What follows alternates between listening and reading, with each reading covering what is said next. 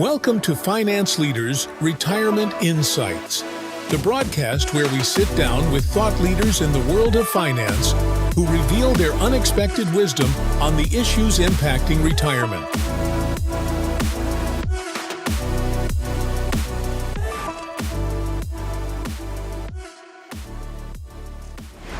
Welcome to the Finance Leaders Podcast. Today, we have a special guest, Shaunelle Roeber. Shaunelle, can you just tell us a little bit more about your story? Yeah, of course. You can never get enough of talking about yourself. So my story, I have a background in finance and mathematics, and I'm very passionate about numbers. I'm actually, if you go way back to when I first was growing up as a child, I grew up in this day and age when with two college graduate parents. Both of my parents are graduated from college, and that was very, very rare. They're very big with numbers, and numbers was just something that we learned and had around our household. Because I'm so passionate about helping people to reduce their taxes in retirement, it's always really fun to talk about the fact that I am actually the daughter of a former IRS or Internal Revenue Service auditor.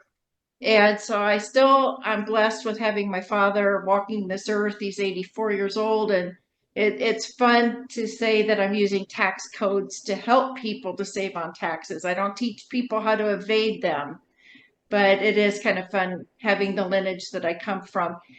And I found over the years, I am very empathetic, I think it's the right word. I find myself to be very empathetic with women in particular. A lot of women, I come from a generation where a lot of women have become more empowered. There's been many, many things where women have been able to take and run with life and go to college and have their own money and different things along those lines. But there's also not necessarily that education that comes along with it. And so I do tend to find that that's another area of my passion when it comes to money and finances, is helping women, especially to understand what they can do to increase their position and increase their knowledge about the opportunities within the financial world.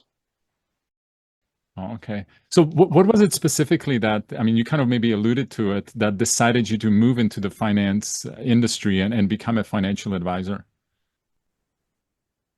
A great deal of it has to do, of course, with the fact of using my education. I have a dual major, so to speak, in the accounting, finance, marketing world. And I put myself through school with working in retail. And when you work in retail, you often meet people that you've never met before, day in, day out. And you're waiting and helping and giving that good customer service. And so I've always been finding myself in a place where I'm taking that combination of knowledge with that empathy that comes with making relationships and getting to know people. I was originally in the financial services about 30 some years ago, and then most recently came back around and found that niche where I specialize in that doesn't necessarily get defined as much as a true financial advisor or an agent, or even as a CPA. It takes all of these different areas of expertise and it molds them together into something that's very unique. And I find that for me personally, other than the fact that I get to help people, that it's still challenging and interesting and fun, and it's something that I can do day in and day out and also make a difference. So what are some of the values that really drive you, what you're doing, and how is that really helping you to help your clients? One of the strongest values, and it's kind of hard to talk about yourself in a way when it comes to things that a person really believes in, because you're kind of saying, okay, these are things that I'm really that are about me, but part of the reason I'd like people to get to know me as much as possible is that there is a friendship that gets developed. But I have always believed it's a little bit like the golden rule. If you do right by people and help people the best that you possibly can, then you're rewarded yourself by seeing people happy, by changing their lives. And also, it frankly helps me to take care of my family and my goals and different things along those lines too. So if you treat people right, good things come to you. Yeah, I think what you're mentioning, and I do believe it as an advisor myself, I do believe that really the financial business is not about money, it's about relationships.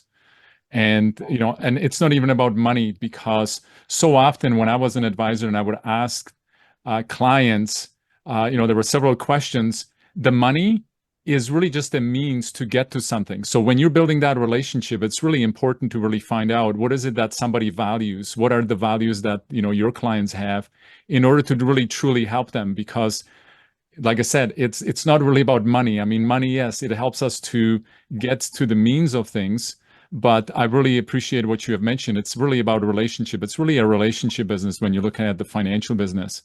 So what's one of the life lessons that about money that you have learned that kind of helps you to guide your clients as you're meeting with them and building that relationship with them?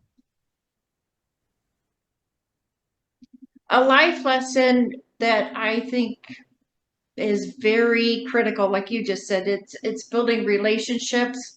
But at the core of building relationships, of course, I've mentioned the word empathy and getting to know people. I think it's disappointing. It's personally disappointing to me the more I really look outside my own purview, that there's very little trust out there. And when we start to talk about people's finances, whether somebody's got a little or they've got medium or they've got large, that you, regardless of where you're coming from, in order to make a decision with what you have financially, you're looking for people that you can trust.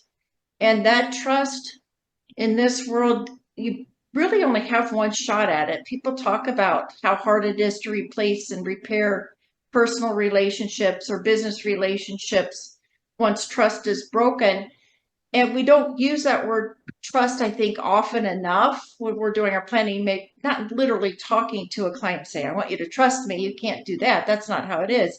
It's more implied. It's more inherent. It's really that fabric that weaves people and puts people together. And it's something, though, that's very difficult to put your finger on until you've lost it. And then, as we know, if you look even beyond the financial services world, that can be very impactful on somebody's life, no matter all the different things. You talk medical field, you talk legal field, any of the others. Medical field, shoot, we trust doctors and surgeons to cut into us, and we have to kind of hand that over blindly. When a person is coming to me or my team and they're saying, okay, here's what I have, this is what I've managed to do to plan for my retirement, and then what can we do? They're trusting me to help guide them as much as possible, with the best wisdom as possible, with their nest egg. And that's an incredible amount of trust. And it's for sure incredibly important. And I may not have completely answered your question from the angle you talked about, but it is something that's, I think, very valuable to make sure not to leave on the table. Yeah. No, what you're mentioning, and again, we unfortunately do live what I would call the post-trust era. There has been so many things that have happened in society that it is difficult to go and trust. But I think one way, from where I'm understanding what you do, is you really want to go and get to know that that client. You want to know what is the reason. Like, I look at it this way: whatever money they might have, they have accumulated, there is a story behind it. And I remember the story that I've heard. It was another financial advisor. Actually, it was his. No, he was a financial educator, and his mother was basically taking her whole inheritance to a financial advisor, and it was only $100,000. And I think because I can't remember what happened in the market, funds have gone down, and she was really distraught. And the advisor just kind of said, "Well, it's only 20% of whatever that was." And she said, "No, no, you don't understand. That was my husband's money that he received." Like, there was a meaning behind it, and that gets really sometimes blurred in the financial services, where it's kind of like, oh, well, what's the interest rate? What's that? There is that personal story behind it that is, kind of really more impactful, and treating people kind of from the perspective of, hey, what is that story behind it, and learning more about that. I probably talk to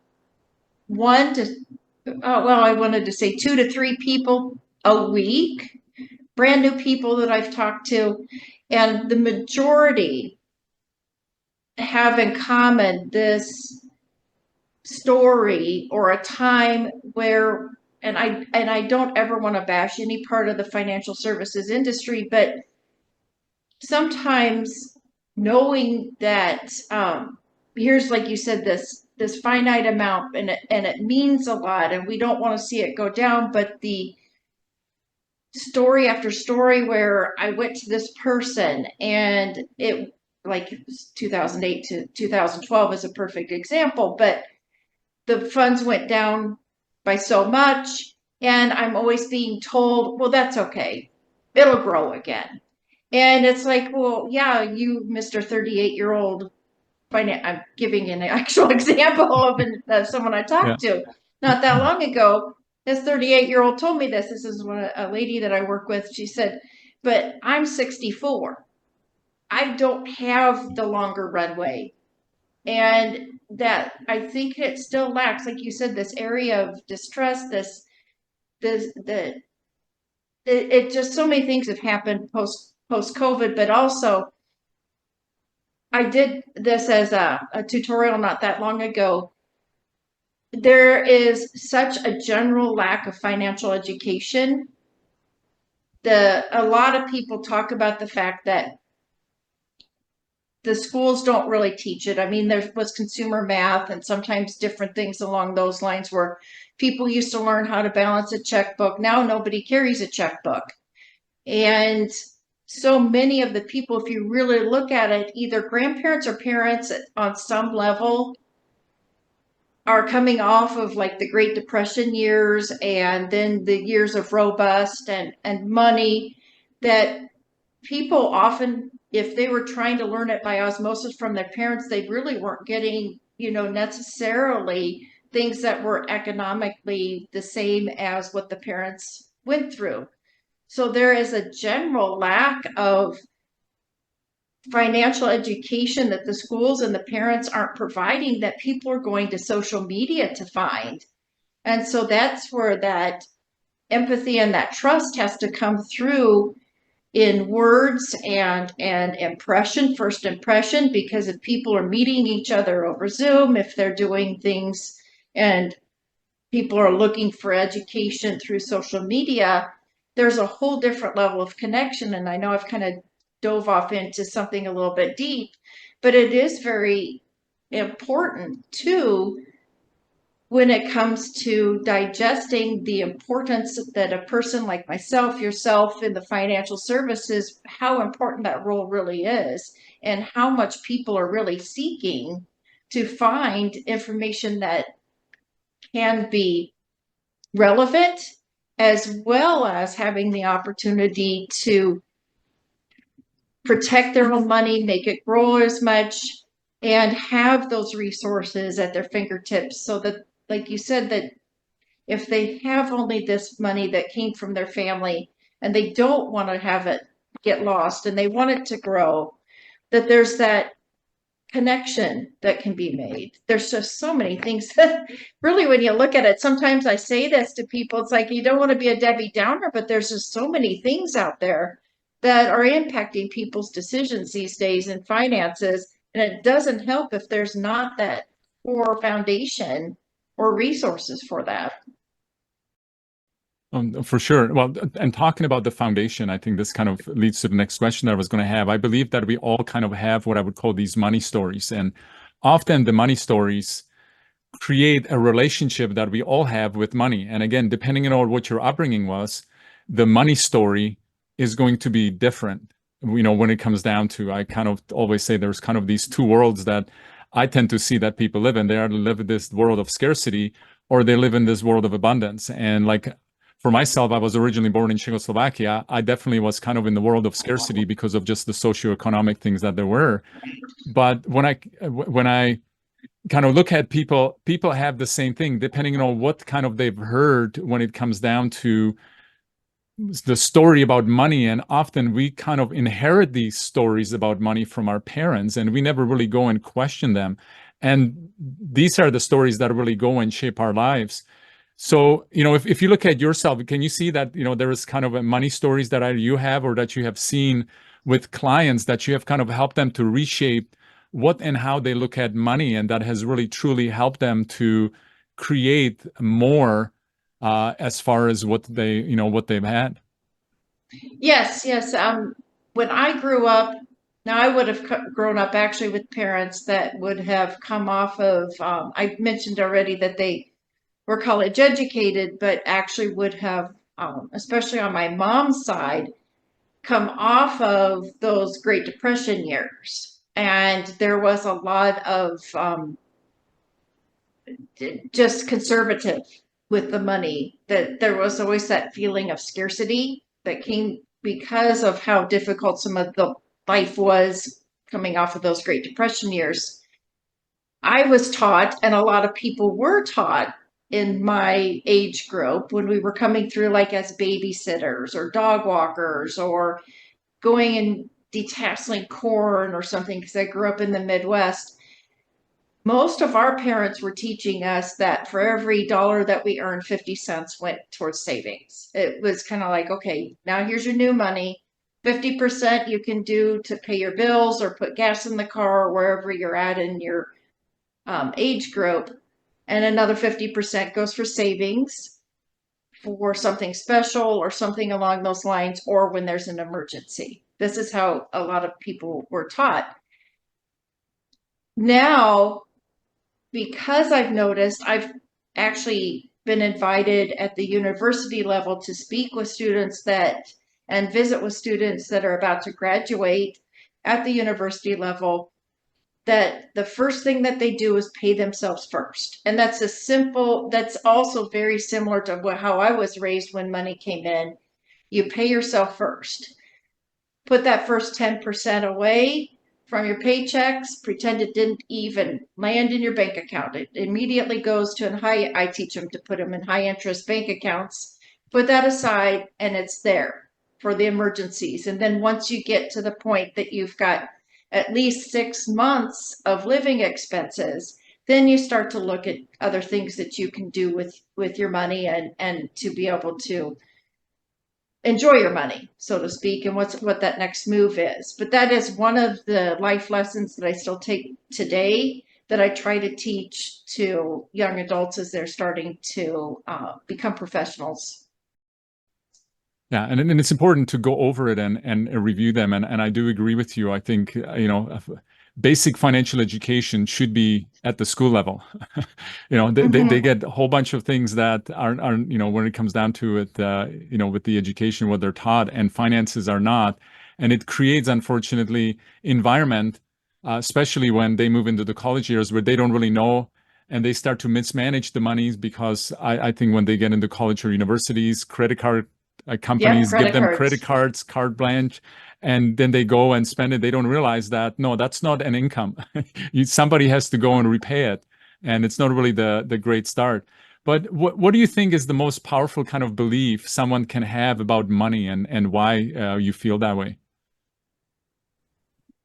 I think you touched on it. The fact that it's just so easy to treat money as if it's invisible, because we're moving money back and forth on apps on our phone, just as the same phone that we're going in and talking to people on Instagram, or like they say, slide into somebody's DMs, or we're watching another reel or something on TikTok. Everything is right there at our fingertips, and it becomes invisible. It's not real. And we keep kind of going into that cycle even more and more. I'm not a big person that is very knowledgeable about cryptocurrency or Bitcoin or anything along those lines. But if you really look at it, step back, it is also kind of invisible as well. And this is where, and I do take issue with a lot of the things that Dave Ramsey teaches, but the one thing that I do hold on to, and another thing that I've tried to take to today's world as far as money goes, is his envelope system. The idea that cash, so you pay yourself first with savings, and then you look at what your bills are, and you have an envelope where you're putting that cash into the envelope, and you're squirreling it away until it's needed. So if your light bill's usually $100 a month, then you're putting $100 into an envelope paying your light bill. But if it's something like your car insurance and you're paying that every 6 months, you're putting the monthly version into that envelope. I still am passionate, and I have an amazing electronic spreadsheet, an Excel spreadsheet that electronically will help somebody to track that same kind of envelope system.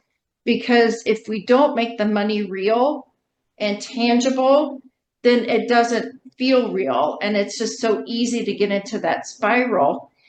And like you said, about the credit cards, so many students coming out of college and graduating, they're used to spend, spend, spend. They've racked up all these amazing levels of student loans for a large part. And then now, okay, now I'm going to make $75,000 at my job. This is far more than what I've made. This is 10 times more than what I've been making every year. Now I have all this money. Money's invisible. I've got these bills and debt. Somehow you have to try to make it tangible still. Otherwise, it just keeps perpetuating itself. Yeah, I think what you're mentioning is actually having a system. And what people need to realize, if they don't have a system, they actually have a system how they're managing their money. It just might not be as efficient as what you mentioned with with the envelopes or doing it electronically. But there needs to be a purposeful way of managing money, where I do believe that a lot of people kind of do it by default, where they don't really think about it. Money comes in, money goes out, and they don't really think about it. And suddenly there is not enough month at the end of the money, and it's kind of like, what do we do now? So that's definitely something that needs to be. And it is very easy to borrow money and to get yourself into debt. And I think this is the challenge where, especially a lot of young people will have, where they don't fully understand the impact of that and the impact of racking that debt up, and then, trying to get out of it becomes much more, much more difficult. So, when we're talking about this, what is kind of the one piece of financial advice that you personally feel that everyone should hear about? What would that one piece be? Other than the core that I usually mention, that pay yourself first. Because if you don't pay yourself first, then most of the time you end up short on cash. I've lately moved more towards an always be curious mantra, so to speak. Always be curious, because just as there's so many things in the world that are constantly changing, AI now, there's a lot going on with AI. People were talking about that a lot, are talking about it almost the same way as they started to talk about cryptocurrency, 5-10 years ago, in different versions. When it comes to finances in particular, always be curious, be willing to listen, because what was good for our parents is not necessarily good for today, and won't necessarily be the right thing for your children. And if we don't stay curious, then we're missing out on opportunities to either shift dollars over to a place where it can earn more and grow more, or miss out on the opportunity to enjoy more money later on in life. And we can't, that's another one, and I am going to say this one more time, because you can't say it enough. Plan for the future and be willing to put money aside for the future, because if you don't, you may not really have much of an enjoyable future.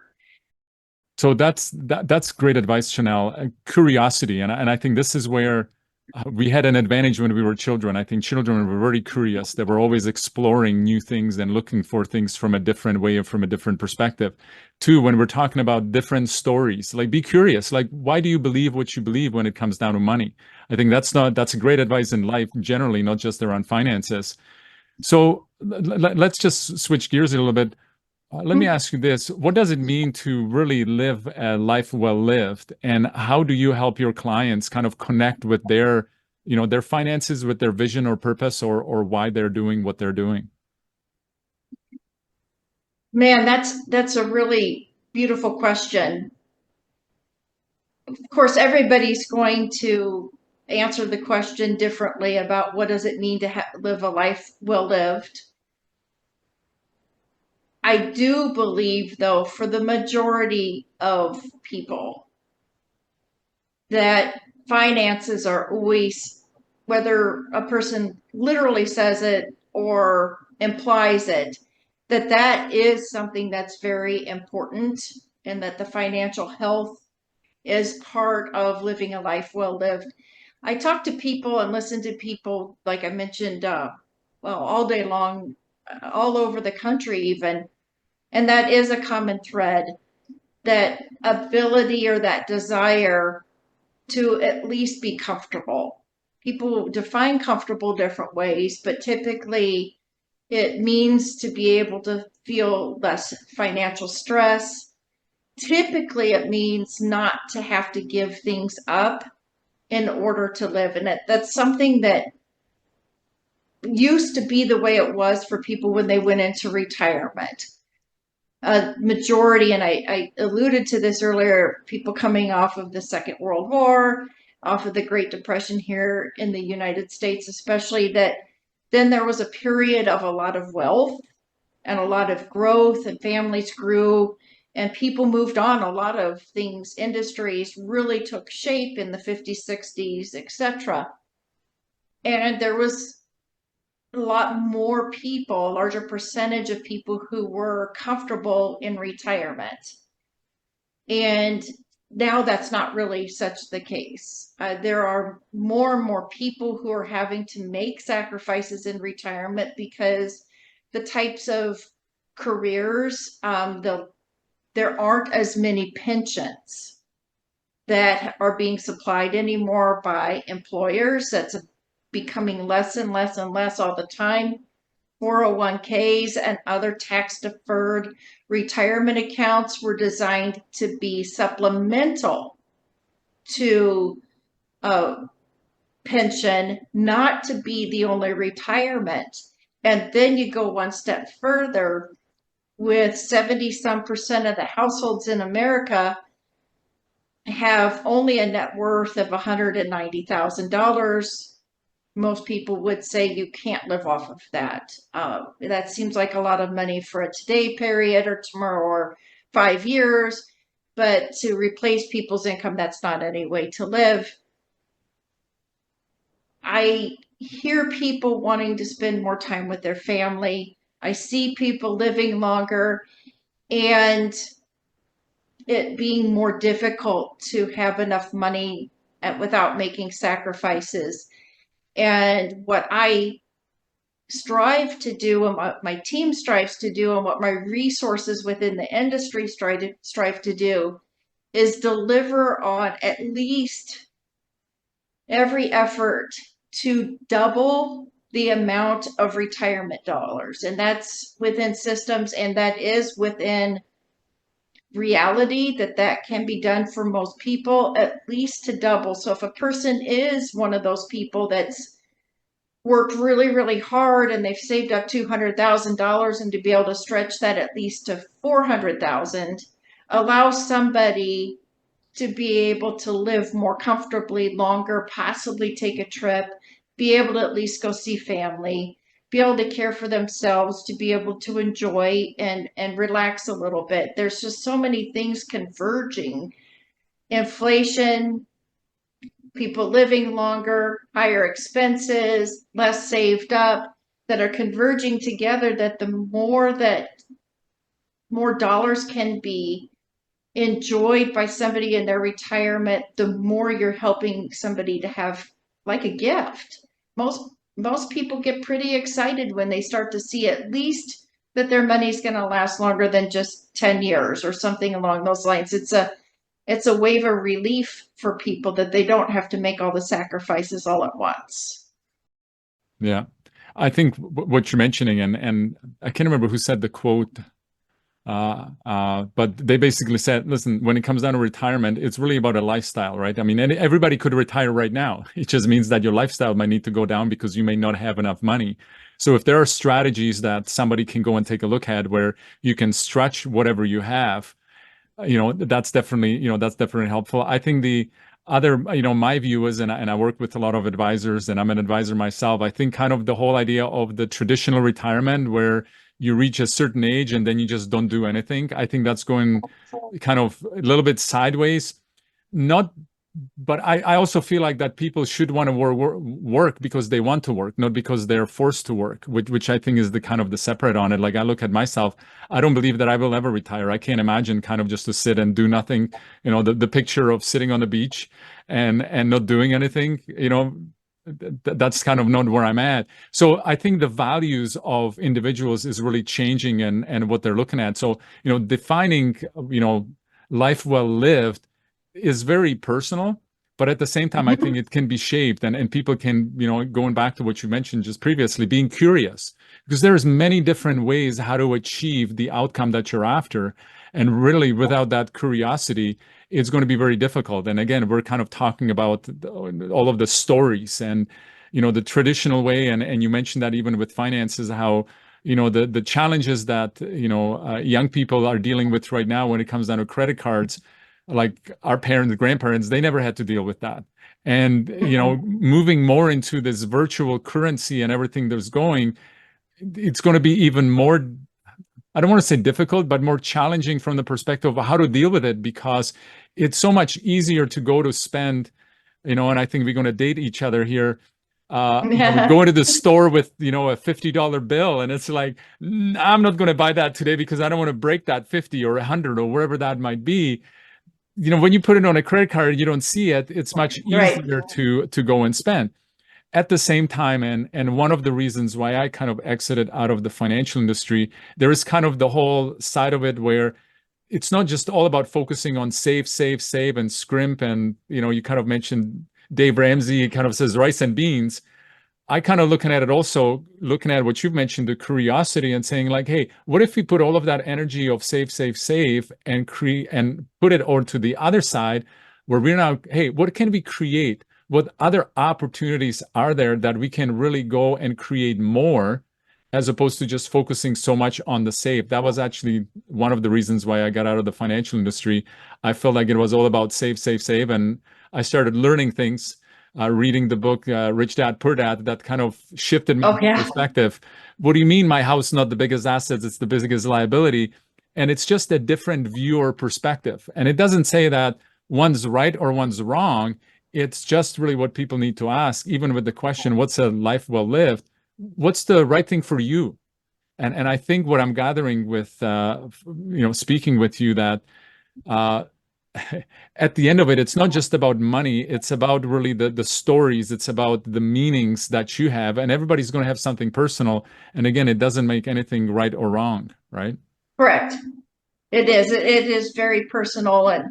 And when we're recording this, we're coming up on the holidays, and more and more people are gathering with their loved ones. And I think, each day, each month and year, there's more and more people that are kind of counting their blessings by family time, and even getting, well, especially with the post-pandemic, when we weren't getting together, so many things were defined by that period of time and coming out of that period of time.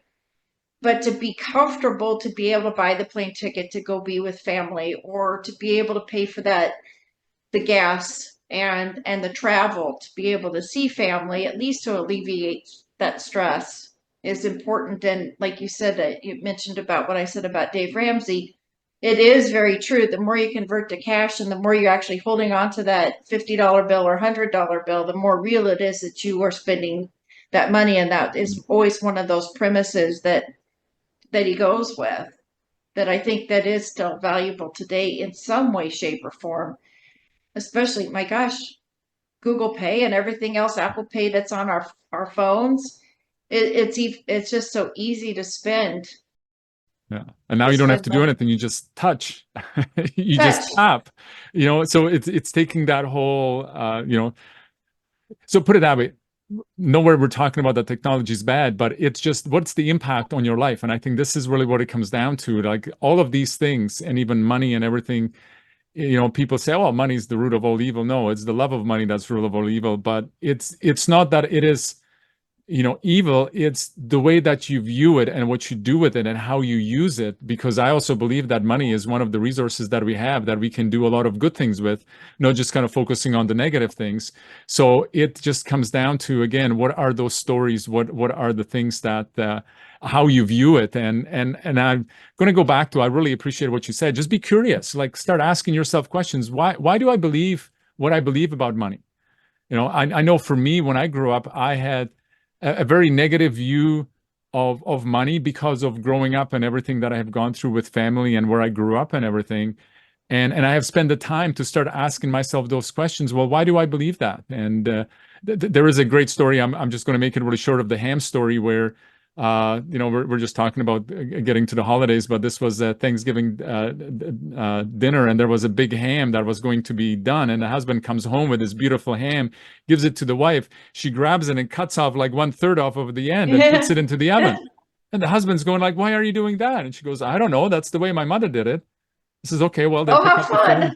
and call the mother and ask the mother, why did she do it? And she goes, I don't know why we did that. My mother always done that. Okay, so they phone up the grandmother and they ask the question. And the grandmother goes, well, dear, I'm not sure why you're cutting the ham, but the reason I was cutting the ham is because my pot wasn't big enough to fit the ham in. Oh, So I now love you it. have, like 3 generations of people or 2 generations of people doing something, not knowing why, because it was, kind of like, that's what we do. Nobody asked the question why. And I think when it comes to finances, I think it becomes really important as we're talking about this. Like, why do you think about money or finances, even your spending habits? Why are you doing this becomes really, really important. Uh, you know, is there a story that maybe you can share with clients as we're talking about the meaning and all of that stuff that really stand out for you, that when you met with somebody and what you shared with them around money and how to manage it and all of that stuff, that has a really, left a meaningful impact on you or on your client from that?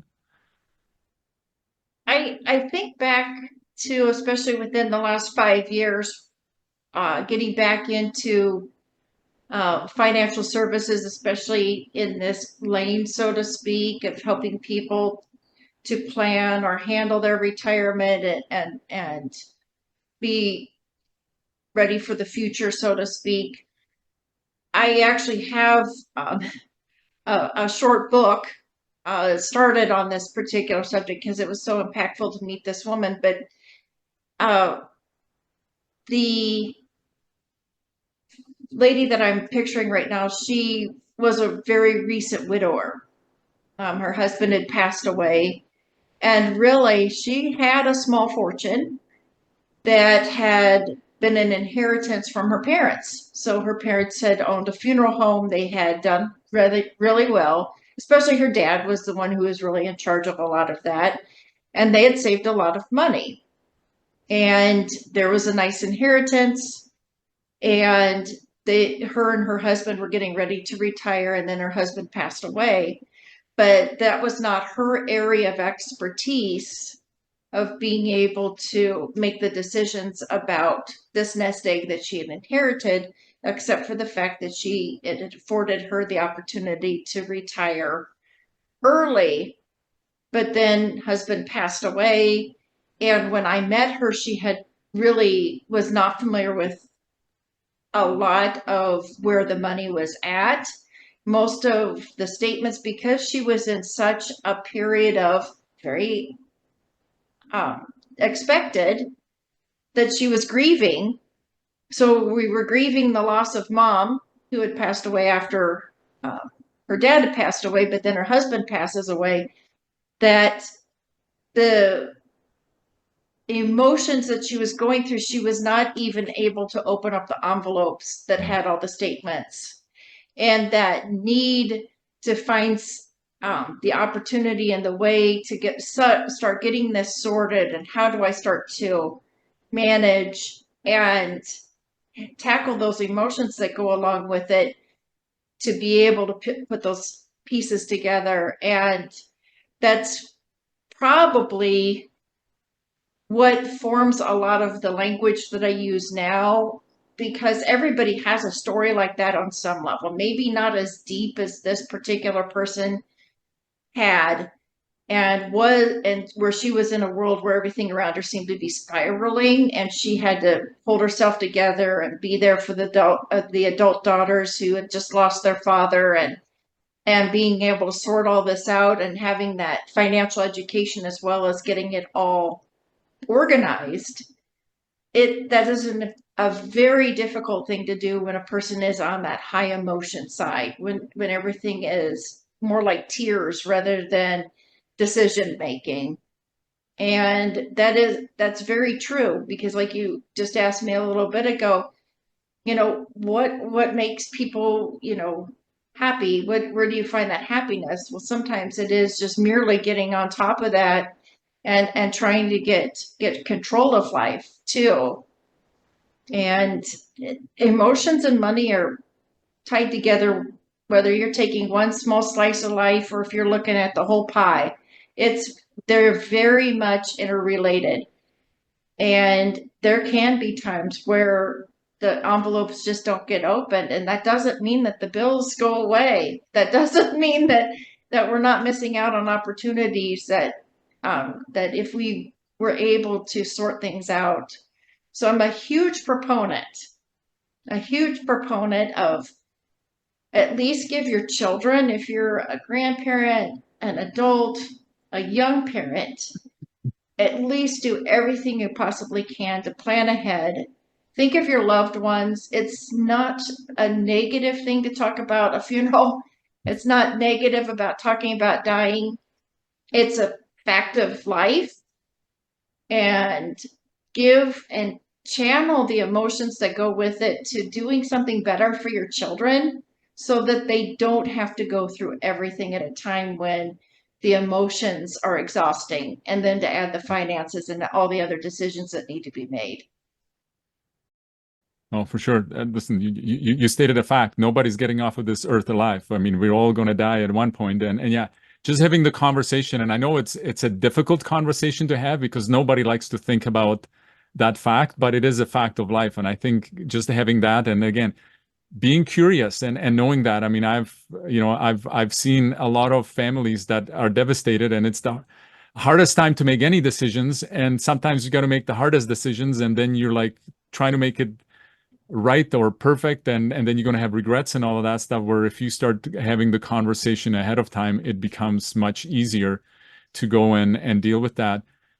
So, a little bit more on a personal level, like what, and I think you've, through this conversation that we've had as we're kind of in closing in right now, what is it that really motivates you to keep showing up, to keep doing your work, even, during the hardest days that you're kind of going through? What is that motivation for you?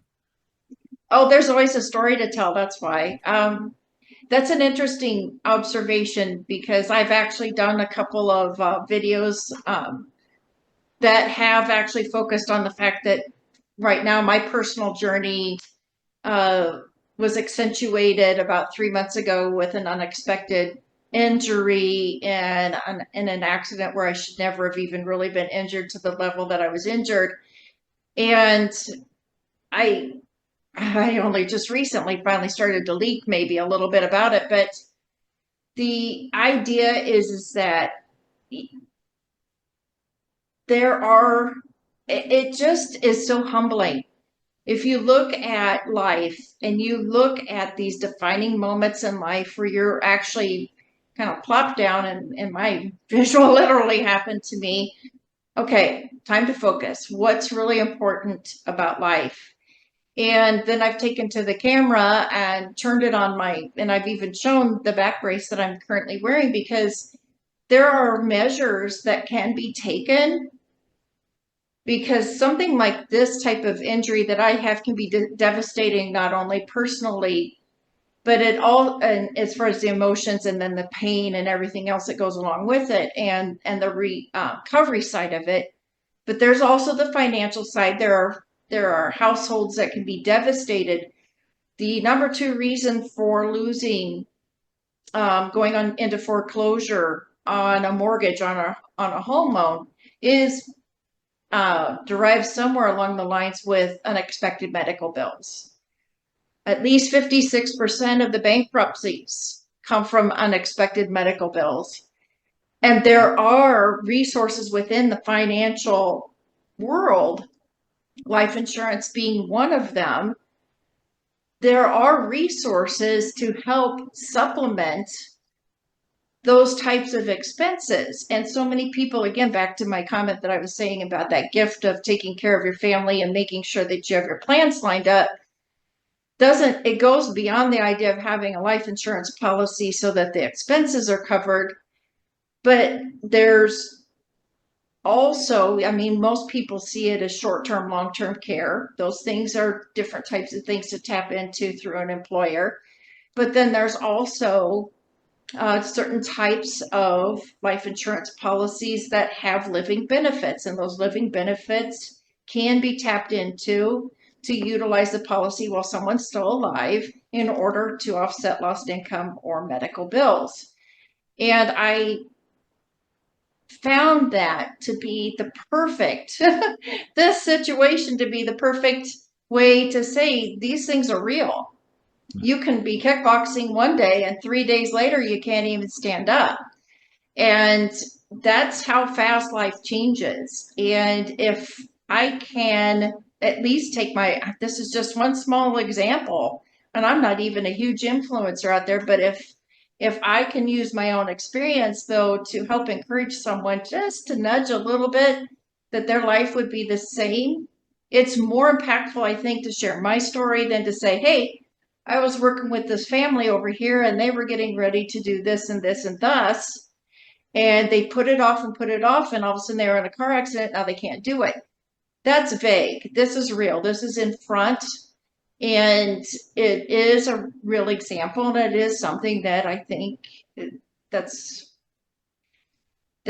what you do. You try to help people as best as you can. And the more that you're real, the more that maybe they understand that you really are out here to be someone who helps them. And I get excited about it because everybody's different. Their situation is different. And in most cases, like I said, with a few tweaks here and there and a little bit of listening, can at least try to extend their happiness in life, in retirement, day-to-day wealth. And wealth, like you said, gets measured in a lot of different ways. And it's not just the dollars, but I think it is also having a little bit of stress relief from the financial burdens. Yeah. No, I have this one saying that has truly helped me, when we're going through tough situation and everything, that, what life is always working for us. And the way that I've heard it, and I really like this quote, is life is either working for you so that, yeah, you're getting out of life what you want, or it's working on you so that you can become the person that it's working for you. And whatever work you're doing, it's always working. We just might not know and understand why. And nowhere am I, discounting kind of the accident as that you have gone through and what you're going through right now. But I think we both know, and I hope that you will agree with it, that there potentially is a lesson from this, that there might be something that's going to come out of it that's going to be greater, even though right now it's difficult to see it. And I know when I look at my past and everything that I've gone through, the times that were the toughest, I look at them now going like, they were the greatest gifts that I was given because they allowed me to become the person that I'm today. And it's difficult to remember that when we're going through things, but it's good to be reminded of that. And I think even when it comes down to finances and everything, it's a matter of just being mindful that when something is happening, it's difficult to understand the whole situation. I tend to look at it this way. It's like when we're going through life, we're seeing the kind of, the backside of the rug. We're seeing all of the knots and everything on there, where God sees the front side of it. He knows what the whole thing looks like. We're just trying to figure out, looking at the back of it, going like, this thing's just a mess. where, I think when we look at our life, it's a beautiful tapestry. We just not necessarily are seeing it. So it's a little bit more difficult. So for those that want to connect with you and really want to, reach out to you, what may be the best way for them to reach out to you? That's a great segue. Another thing that I'm really passionate about is my family. I'm partially named after one of my grandmothers, and when I went to start this company several years ago, I landed on Blazing Star. Blazing Star is actually a very beautiful purple flower, but it's also got kind of a metaphor, so to speak, for something that's bright and shiny. And it is in honor of my grandmother. So if you would like to reach out to me, Go Blazing Star would be the website. Typically, if you do anything with Blazing Star and on Instagram or Facebook, you can find myself and my company and my team. And any of those would be ways to connect with us. And there's ways to go ahead and push the button to speak or to send a message. Well, that's a great story. And again, we're back to, as we were talking about in this conversation, really the financial business is all about relationships, but it's really all about stories, and we all have stories. And I appreciate you sharing the story of how you came up with the name of your company and the meaning behind that. And again, it's all about kind of building that relationship. Before we close, is there anything else that you kind of want to go and share with our listeners, as far as if they want to go and reach out to you, or anything else that you want to add to what we spoke about today? I think I'd like to close with the idea again of encouraging people, as we're almost always making New Year's resolutions, and then they kind of go by the wayside. But again, back to the always be curious, always be willing to listen, follow the money trail. If you're doing a rabbit hole dive into social media, there are new and different ways. It's just like any other industry that's out there. It seems like, and right now we're in a period where so many people are kind of caught in this rut of doing the traditional, because like you mentioned with the ham, this is what we've always seen. We go this direction, and I could get very literal about what the typical way of handling retirement is. And there are ways to do things with just a little bit of difference with people who really know what they're talking about. And it's a very, very narrow niche. And that's why if I can't help, I can at least help make those connections.